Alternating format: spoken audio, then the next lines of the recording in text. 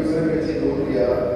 शासन लेवलचा पैसा शासन देईल, ग्रामपंचायत लेवलचा पैसा त्याच्यामध्ये प्रॉव्हिडंट फंडमध्ये आपण नाही टाकले.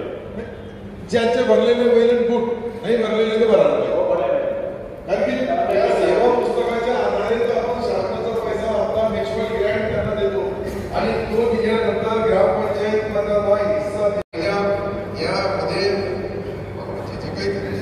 पैसा फार जास्त असतात. ग्रामपंचायतने आपल्या लेवलवर वसुली केली तर तो पैसा स्ट्रॉंग होती. ग्रामपंचायत तो असते का पहिला टार्गेट आपल्याला ग्रामपंचायतने त्यांचा हिस्सा टाकायचा, सरकारने सरकार टाकावं आणि याच्या ज्या पगारीतून कपात होती. या प्रश्नाला ज्या पद्धतीने तुमची मागणी आहे या रास्त मागण्या महाराष्ट्र सरकारकडून या अधिवेशनामध्ये घोषणा होण्याची पूर्व पाहिजे त्याच्यावर शिकी